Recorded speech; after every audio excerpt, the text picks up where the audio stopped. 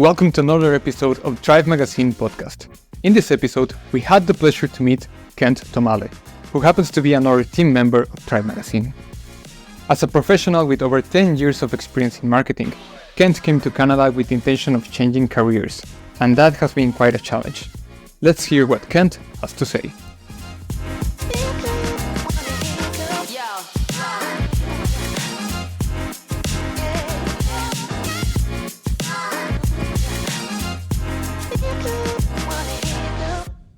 Alright, so welcome to another episode of the Thrivve Podcast. Today I have a really special guest. I have Kent, who is also part of Thrivve Magazine. Without Kent, this thing wouldn't be going.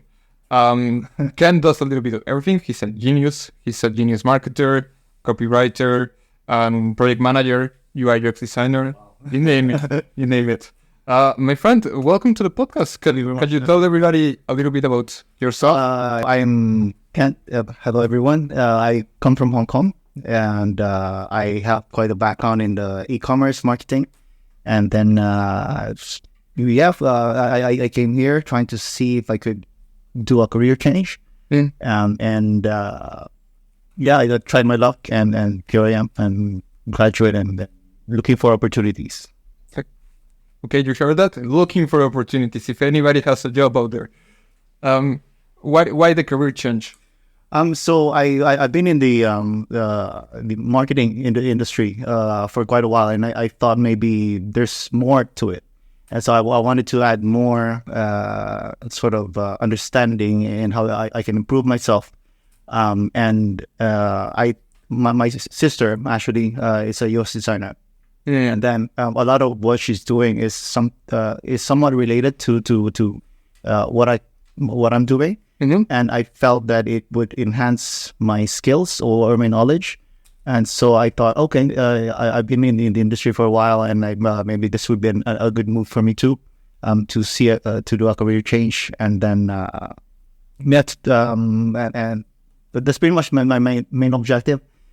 To do a career change, and at the same time, there are other personal reasons, just to see what's out there, and then to see if there's another place for me to find home, bring my family. That's some deeper background. Right. So it's the part where you want to be a more kind of like whole professional, right? Because nowadays, I think it's not enough for you just to specialize in one thing. Mm-hmm. And there's the part in which we're also looking for better quality of life, or not even better quality, but just like something else to call home. Exactly. Like that's a secondary sort of home. Right. And why Canada? Why Vancouver? I mean, I know there's a strong Asian influence in Canada, especially Vancouver. Yeah. But why did you put your eyes here? Before I was looking into other countries like the UK and Australia. Really? They're closer? They're closer, exactly. And a lot of my friends, co-worker, used to tell me like their experience. They were studying in the UK and Australia. But for me, I think Canada was more appealing. That's one. And then at the same time, my brother actually also came here first in Canada to study, and since he's already here, for a while, he told me the situation and how easy it was to get here. And then I thought, okay, I think it'll be easier for me to sort of get adjusted when I arrive, because he's already here, a little bit settled.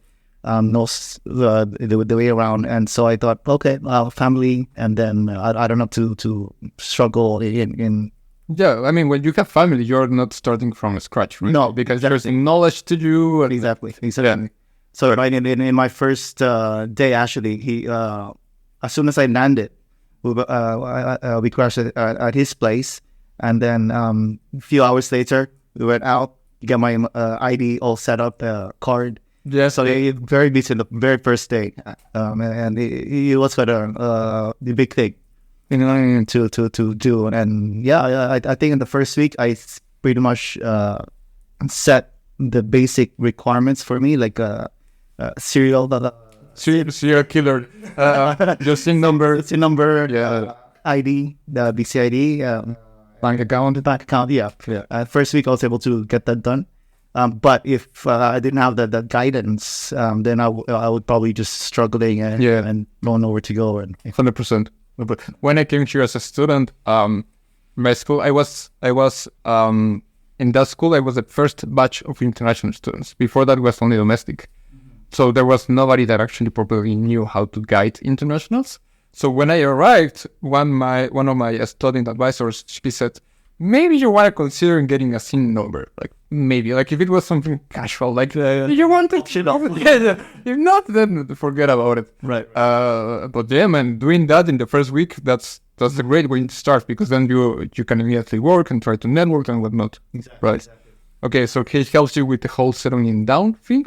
You crash in his place, and then did you look for a home? I actually did. I think, but the first week or so, I started looking for a place. I think I was looking for a place for about a week or two before I was able to sort of close a deal with my current landlord now. But it took me maybe a while to find an actual place, because there were some advertisements that were sort of misleading.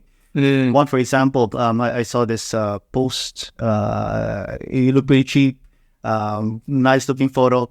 And when I arrived, it was a completely different room. Yes. And then I'm like, this is not the I even showed the person. This is the what's in the ad. Yeah. And this is not, it doesn't look anything like this. And he was like, oh, it's the same. It's just that we haven't furnished it, but yeah, the one in the photo is actually the other room, but it's technically the same. I'm like, no, it's not the same. Yeah. And then so I'm like, okay, that's it. I'm not interested. Yeah.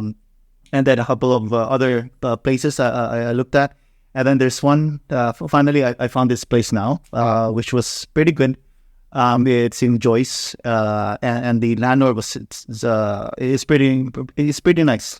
He's out of town most of the time, so I can technically be be there by myself. Right. The whole place.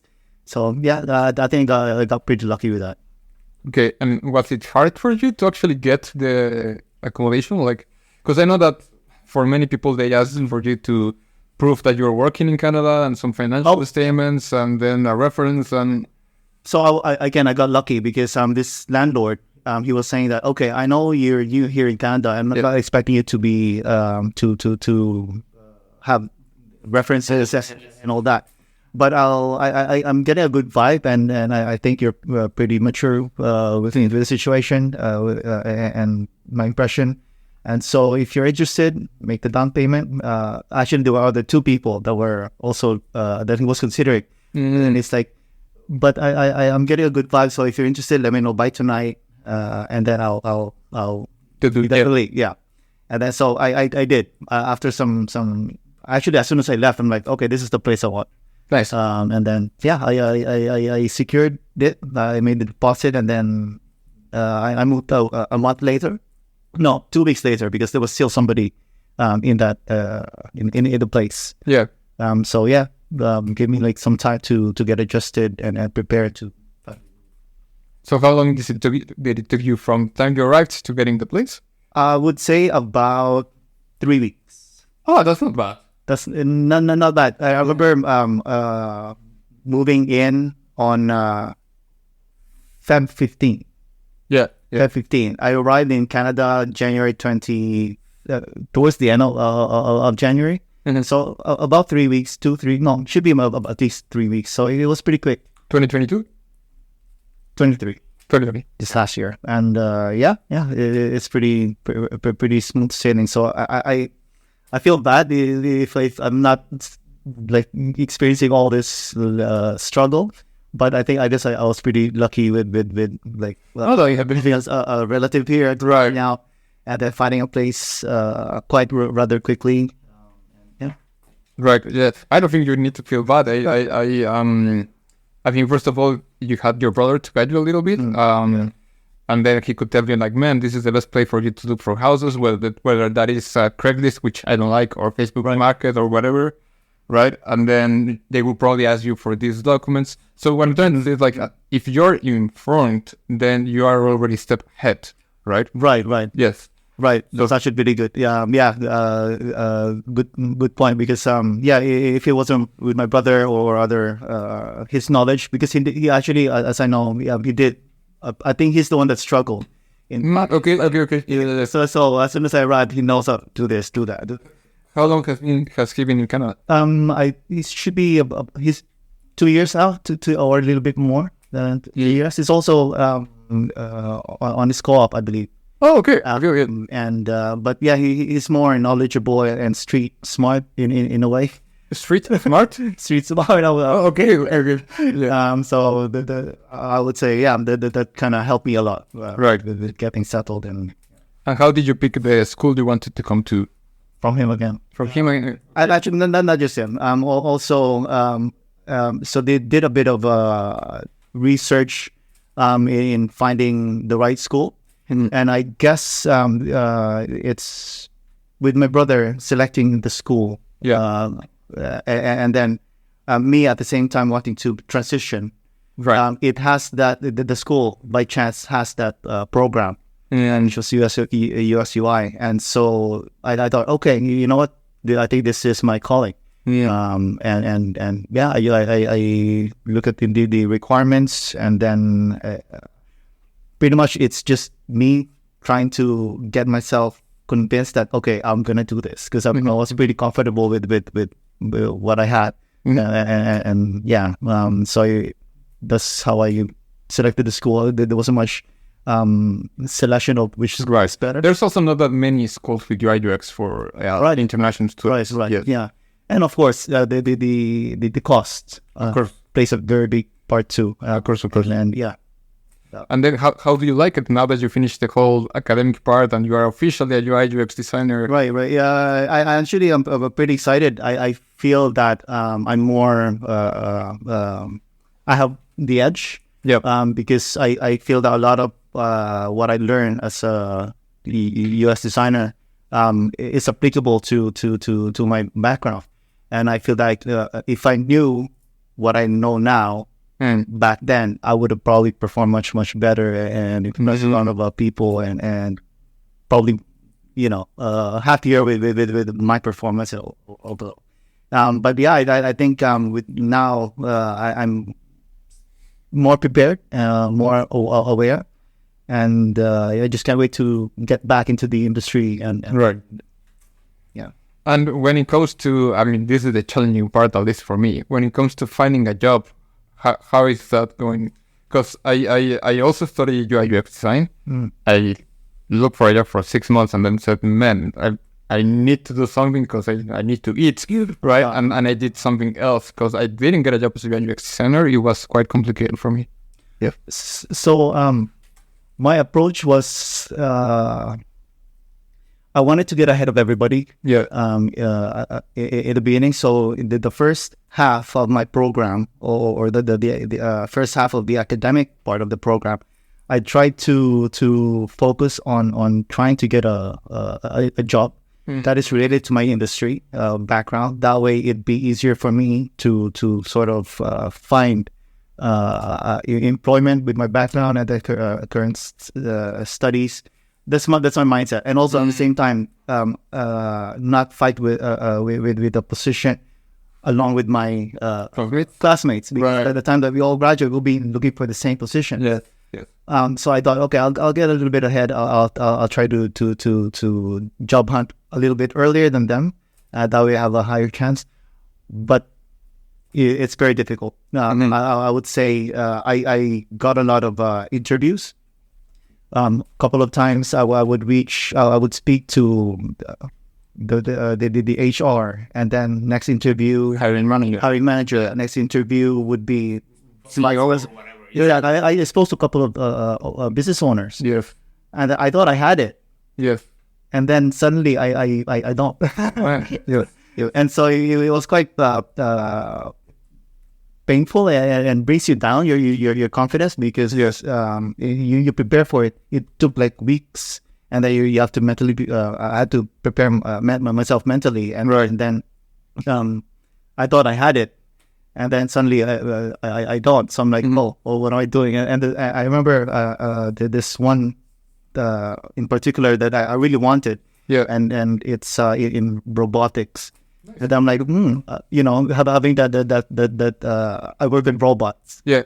Just having that would be a funny thing to say to everybody. But then suddenly I don't. Yes. And then I'm like, okay, I'm going to take a little break just to get myself together, have a proper mindset. And then, I'm at it again, trying to job hunt. And currently I'm trying to build my portfolio. Super important for...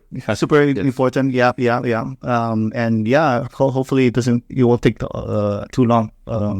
I think as Nacho said, networking also is super important, right? Definitely. And then I think one of the issues that number one issue that international students report is job hunting. And then within job hunting, I think the next issue is also not falling into taking everything personally, in the sense that, why am I not getting the job? Am I not enough? Are my skills not enough, right? Because it's really draining, right? It drains your energy, your whole energy, and your health also starts declining if you take it personally. Very true. It's really hard, man. How did you cope with it? I just take it one step at a time, day by day. And funny that you mentioned it. Actually, I networked with another person. Yeah. Connected with her through LinkedIn. And then I gave her, I visited their website, and then I said, I really like what you're doing. And I looked at your career page. There's something there, but I'm really interested and just wanted to reach out to see if there's any opportunity or yeah. And then she got back with a message like, you're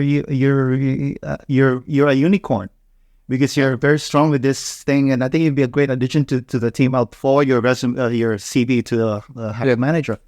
And then so I'm getting all that kind of nice response, acknowledgement, responses, but at the same time, I feel like what's missing? What's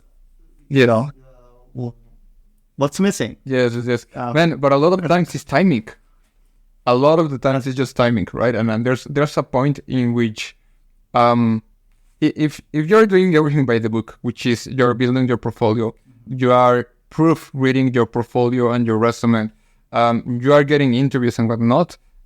It's just about timing and networking. That's what I believe. And then the challenge comes in not taking personally all the rejections and whatnot, because as you mentioned, the what's missing, maybe it's nothing. Maybe it's nothing, because more often than not, they usually hire somebody that they already know, right? Okay, good to know. Yeah, like in Vancouver, 80% of job positions are filled because of networking. Right. Yeah. So if we have Kent, who is an outsider of the company, and he's really good, but then Jeremy, who has been in the company 3 years, also wants the same position, they go for Jeremy. Right. Because they know how work ethics and more familiar. Right. Yes. So 80% of job openings in Vancouver are filled because of who you know. So that's super powerful. So that means that applying as an outsider already puts you in a disadvantage somehow, right? And therefore, I think the golden rule should be try to not take it personally. Yes. Yeah. I mean, it can also be a signal, because when students come to me, and then just to clarify, I'm a career developer, so I know about job hunting. But when students come to me and say, "Hey, man, I'm not getting job interviews," then that for me means that either the resume is not the best, or the way they're looking for a job is not the best. Because if you're not getting interviews, then something is wrong, right? And then, "Hey, man, I'm getting interviews, but I don't pass through the first interview." What that's telling me is maybe that your interview skills are not the best, right? But if you're getting all the way down to the final moment in which the CEO or business owner tells you, "Man, you're good, blah, blah," then I think it's more about timing than anything else, man. I like that you put it that way, because it kind of gives it makes it easier to accept, like, the Cope, right? Cope, yeah. I like that. That perception. Yeah, man, please, and lots of networking. A good idea also when it comes to networking is, I like that you send a message to a random person. You say, hey, I like what you do, and if by any chance you're hiring, then I'm available. That's good. A lot of people, though, are a little bit, they are a little bit, not afraid, but they don't like those kind of messages because they could be a little bit invasive. Okay, let me try to put an example. So imagine there's a girl at a bar, and you approach to the girl and say, hey, I thought you were really pretty, and I think I'm the perfect fit for you. Look at me, I'm like super fit, and I made this amount of money. The girl would be like, what are you talking about? I didn't ask you anything, right? Right. Yeah. But if you approach to the girl or anyone, it's like, hey, I really like your sweater. Where did you get it? It's way less invasive, right? Right. True. So a lot of people, when it comes to networking, I think you should approach it as if it was you were trying to date them, in the sense that if you show interest first, they might show interest back. So you could say, hey, I've been following your work, and I think what you did in this particular project was amazing. How did you do it? Can you give me some advice? Right. So they're a little bit more open to talk. Yeah. And then you can establish a connection. And with a real connection, they can refer you. They can maybe consider you for a particular position. That way of networking is way stronger than just like, hey, can you give me a job? Right? Yeah. Understand. So, man, if you want, I'm going to invite you to try to practice that kind of networking, right? If you show real interest for something, then they're going to have interest back. Yeah. Right? Yeah. Because we like to talk of ourselves, man. So you say someone, hey, talk to me about yourself, then why not? Here we go. So, yeah, try that and see how it works. I think it's going to help you with your networking game for sure. Yeah, definitely. I feel I still need a lot of work with my networking. I'm quite introverted. Yeah. Actually, very introverted. So it's a big challenge for me. But I'm working on that, and definitely I'll be more proactive with the. Yeah, man, please do. And then don't get me wrong, I'm an introvert as well, and I rather try to network with somebody through mail or whatever rather than go in person and say, hey, I don't like that, right? So the advantage today, nowadays and age, is that you can go to LinkedIn, find anybody you want, send a message to them, and that's already networking, right? And then you can try to establish a connection first through screens, right? Just at it. Yeah. Than in person. It's a little bit easier, right? Funny you mentioned LinkedIn, because I did reach out to a lot of like hiring managers or employees about certain companies. Only few gets back to you. Yes. And the thing is, you cannot send another message if they haven't acknowledged or correct. And so, I was pretty lucky to have like a couple of them respond. And definitely networking, probably face-to-face would be more effective way. Yes, I agree. Face-to-face is usually more effective, right? Like I mean, you're a marketer. The conversion rate is better, right? Yeah. Conversion rate when it comes to networking from messages, not that good. Not so much. But it can help you out. Now, the other thing is you can also do inbound marketing, right? So I'm going to give you an example. On my LinkedIn, few months back, I had 400 followers. Now I have 2,000. And that's only because almost every day I post something about international students, because I'm an advocate, right? Yeah. And I post things like, hey, getting a job is really hard. It shouldn't be like this. This situation happened in Ontario with these international students. And people start getting to me, that they reach out to me to talk because they see that I know about this topic. Right. So let's say, for example, as a UI UXer, you start saying, hey, these are some best practices that the small businesses could do in their websites. You could do this, you could do that, right? And people say like, hey, can't really know what he's talking about, right? Maybe I should reach out to this guy. Right. Does that make sense? It makes sense. I feel that if I do that, definitely I see that the whole point, like sort of like fake it till you make it. Yes, Kind of approach. Yes. I think I need to have the develop that mindset of really be confident with what I'm putting out there. I mean, I feel I have some quality work, but I'm lacking with skills of putting it out there. Correct. To say it's my work. But then that's also another area of opportunity. I'm sorry to interrupt, but another good way for you to put yourself out there is asking questions. My LinkedIn back in the day when I optimized it to be a designer, right? So that I could see content about design. There's a lot of UI UX designers. Hey, I have this case study and I was thinking A or B, what do you think? And then people would comment, right? But they would see this guy is an active UI UX designer. He's asking questions. That means that he wants to grow, right? And then other UI UX designer would say, hey man, you did this wrong because X, Y, Z. And then you connect with them. Okay. Thanks for your opinion. Is there anything else I should do? Blah, blah, blah. Right? So that's another area of opportunity. Yeah. And as a marketer, you can say, okay, man, my Tuesdays are going to be asking questions. And my Thursday are going to be showcase my expertise. I don't know. I think the challenging part is, this is all personal branding, right? By default, we all have our personal brand.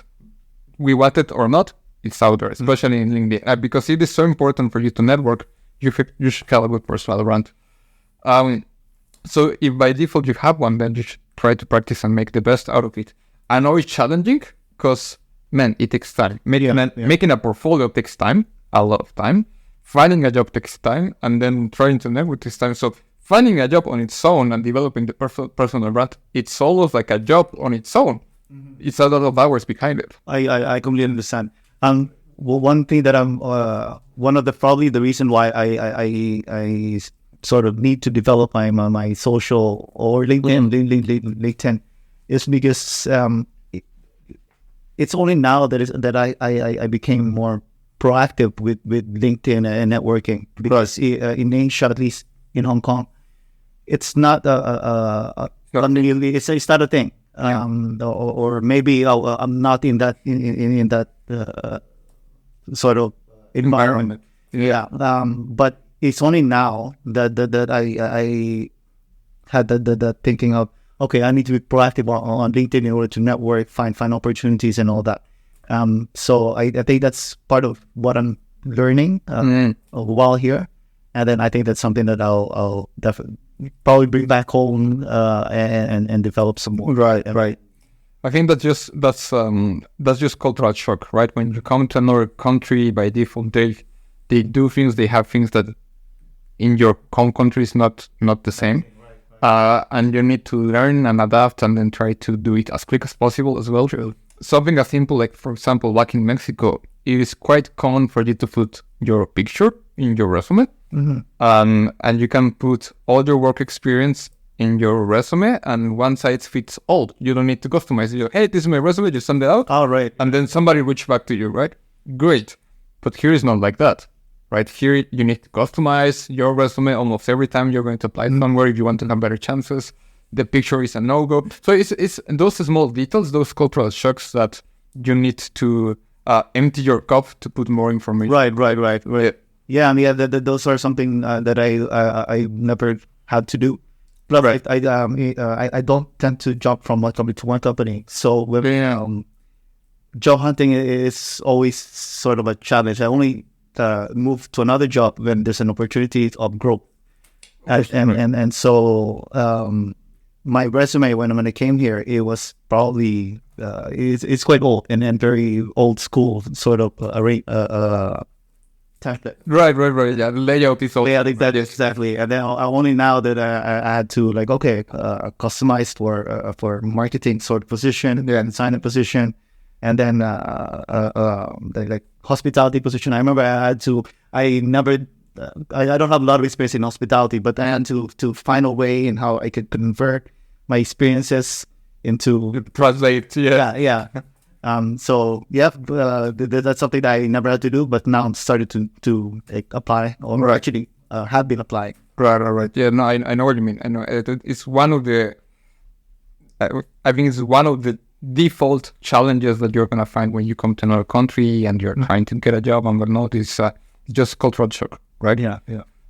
Besides finding a job, was there anything else that you think it's challenging of your journey of studying in Canada?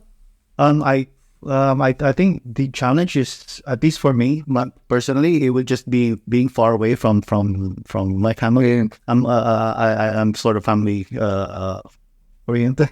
Yeah. So I think that's the main challenge. Just to be far away and having to experience these things all sort of like by myself, not sharing that experience with like my loved ones. I think that's the main challenge, but at the same time, it's also something that I would treasure, bring with me, And yeah, I think that's pretty much it. And of course, the cost of living. That's right. Yeah. I think everyone understands that it is quite expensive here. But there are ways to get around it. But it just needs to like you need to know how in order to get past it. But I think those are my challenges. But you know that's the thing. I agree. I think most people, even if you're not in Vancouver, you have heard that Vancouver is expensive, but you actually don't get it until you are here, right? Because you hear and you're like, yeah, Vancouver is expensive. But once you're here, you're like, oh man, oh, it's expensive, right? Yeah, it's so expensive now that we have what they call reverse immigration. We have nowadays more Canadians living out of Canada, especially from Vancouver and Toronto, than any other year in history. Right. And most of it is because of how expensive it is. Right. Actually, you mentioned about Canadians yes here because one of the culture shock that I experienced is when I came here. I would expect something like your typical sort of foreign now with foreign locals. But when I arrived here, I felt back home. Okay. Yeah, that's good. In Hong Kong, it's Asia. So when I came here, I'm like, it feels like I'm home. The only difference is that everyone speaks English. Yes, and so it's sort of like a natural. But then I felt, I told my wife like it feels like Hong Kong. It's just that I don't have to speak Cantonese. Yes, like just English, and so that's the main sort of. Because you were out of the plane and you were like, "Did we go back to like?" Exactly. I felt that. But yeah, the demographic, I guess, Asian, Japanese, Korean, and Chinese. But yeah, that's one of the things that I did not expect. Right. Coming here to Canada, I would expect more local, but I guess it's concentrated. But that's the thing. Now local are Asian descendants, right? Like most Canadian born that I know are Asian looking, first of all, right? So I know that a lot of people think that when they think of Canada, they think of the classic European cities, so blonde hair, blue eyes kind of thing. That's my thought too. Yeah, but at least not Vancouver. I think if you move to Alberta, Calgary, it might be more European Canadian, which is what you would expect to be the blonde hair, blue eyes. Right. Because I mean, they were conquered at the end of the day by English people, right? Yes. So yes, I think that's a huge cultural shock, and at the same time, well, the amount of Asian, yes, but also how multicultural, right? Yeah. Because when you're out there and you're on the bus, you hear Punjabi, you hear Cantonese, you hear Mandarin, you hear Spanish for sure, you hear Japanese, Korean. Like, are we in Disney? Like, why is there people from like everywhere in the Yeah. I that definitely had that sort of culture shock. And yeah, I used to travel a lot for vacations, and then when I came here, I felt like I'm a local. Mm-hmm. And the locals are foreigners because you rarely see them, and then that was a fun experience. Yes, I can imagine. Now that we mentioned about multiculturality and whatnot, something that happened to me during my studies is that my class was quite multicultural. So we have somebody from Africa, and then a guy from the UK, a couple of Latinos, but what was challenging a little bit is that, for example, Latinos, we want to stay in Canada, and some of the Asians, they didn't, and therefore maybe they didn't put that much effort into the class, and also their English level was lower. And what that creates is that during class, the teacher needed to slow down the whole class so that the students who were not paying that much attention and whatnot, they could keep up. You know what I mean? And a lot of that was based just in basically, do you want to stay or just having a good time, right? And the problem with that is that you have two different target personas in the same classroom. Interesting that you pointed that out because I felt that in the beginning of my course, Yes. We had to, or at least our professor had to adjust with everyone's speed, where everyone is, Focus. and for me, I felt like can we cover more, cover more topics, but at the same time, I'm feeling like, okay, I understand that we cannot go that fast, otherwise people will be left behind. And then, there's also the focus of what the reason why they're actually here is it just to find work, just to be able to stay here, or actually build their credentials, their information. There's a different sort of objective or main purpose for students to come here, and then they have to find like a fine line of how everyone can move forward. Yes, that's cool. I mean, you can only go as fast as your slowest runner, right? If you're a team. Yes. So if the slower runner is really slow, then the fast guys, they're not gonna be able to compete with someone else, right, in the job market. Yeah. So I think that's also a challenge. I think that's something also to consider when trying to pick up your school. And a way for you to try to not fall into that is talk to students, right? Because of course, a school is gonna tell you, yeah, we have an English test for you to be on the same level that anybody. Man, no, talk to students, see how the experience actually is, right? True. Yes, definitely. Because I felt so many times as well that there are some really great teachers, but because of this effect of we have two different demographics, right? Yes. With so different objectives, like you can actually not learn as much as you would like. Yeah, right. Yeah. So I think for me, I use that opportunity situation to sort of I'll get ahead a little bit, since I think I'm okay academically, which is why I thought I'll try to job hunt a little bit earlier than everyone else. That way I'm not wasting too much time, and I'll be on like fun end of course issues. Yes. Yeah. And then I mean, as a designer, at the end of the day, you need to be up to date all the time. There's so many changes, new softwares, new trends in design that you always need to do your own research, right? It's not like class is not enough for you to actually be out there. Definitely. Yes. My friend, before I let you go, I always try to ask these questions to our guest. Any advice that you would give to somebody who is thinking about studying in Canada? Yes, definitely. I would say do it, because it's a win-win situation. You don't lose. I think whether your objective is to stay here and get a PR or simply build your credentials, background, education. You go back home, or you stay here. You go back home with the experience, your open-mindedness, and then something that you would bring, your learnings, cultures, people that you meet, network. If you get to stay here, then if that's your main objective, then you get to stay here. But I would say do it. There's a saying by I forgot who said it. Time waits for no man. And so just do it. Just do it. Yes, I agree. I think it doesn't matter if you're coming just for academic growth, personal growth, or trying to find a better opportunity in life. You're gonna grow, right? Yes. As long as you come with the right mindset, because there's also students who withdraw the program. They are like, this is too difficult, or right. I wanted to add, because if you're in that situation where you have that option to even consider moving to Canada, trying to study or abroad, not everyone has that opportunity to even consider. Yes. And so if you have that sort of chance to go and better yourself, then go for it. 100%. Yes.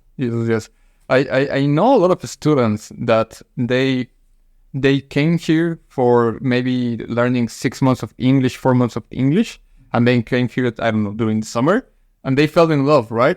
And then, man, I want to live in Vancouver. And then they come here to a study and work program and to try to stay. And it's so different experience. Right. It's so different. And now they're like, man, I didn't know how hard it was to actually try to make a living in Vancouver and then networking and getting a job. So yeah, what I'm trying to say basically is don't let that dreamy idea and sugar-coated idea of studying Vancouver just get you, right? You need to come with the right mindset. I agree that regardless of your objective, you're going to grow 100%, but just come informed. That's what I'm trying to say. Oh, definitely. I feel it's better to come here informed, but yeah, don't waste too much time. If you have the capability, you meet the requirements, and you know you can do it, and go for it. Why not? Yeah. My friend, thank you so much for your time. It was great having you in the podcast. Thanks for listening to another episode of Thrivve Magazine, a magazine for and by international students in Canada. If you want to know more about us, please visit our website at thrivve.ca.